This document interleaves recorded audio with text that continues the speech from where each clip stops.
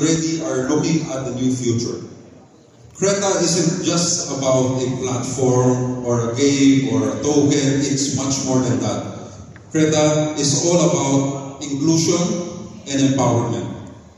And what better way than to empower a country with more than 100 million population, a median age of 24 years old, and what our Yusek mentioned, the highest, one of the top downloads of crypto wallets. Right? So we are a very prime market for you.